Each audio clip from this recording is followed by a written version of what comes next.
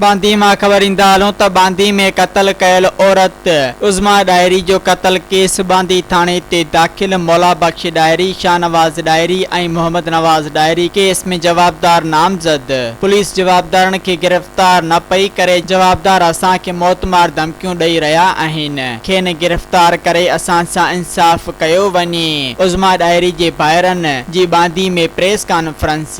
उन मौक़े ते हिननि वधीक चयो त ये दा मुंहिंजो नालो दीन मोहम्मद आहे। मां ज़ात जो डायरी आहे अली नवाज़ पुटरा करीमबख्श डायरी ॻोठ वेठल आहियां ऐं 3 ॾींहं अॻु जेको ही क़त्ल थी चुको आहे ऐं हिन जी FIR कापी मूं वटि आहे।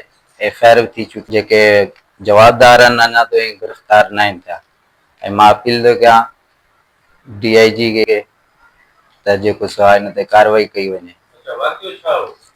वाक़ियो इहो अदा त घर में घिड़ी मुंहिंजी भेण खे क़त्ल कयो वियो आहे। उज़मा जी।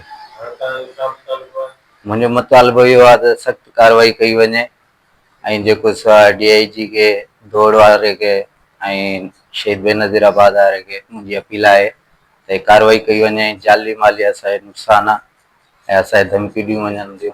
असांखे धमकियूं ॾियनि था अहमद नवाज़ ऐं ज़ाहिद शाहनवाज़, इहे असांखे धमकियूं ॾेई रहिया आहिनि। केस था हथ खणो, जे केस था हथ न खणंदा असां ईअं कंदासीं, असां हूअं कंदासीं। हथियार खणी सरेआम रोड ते घुमनि था।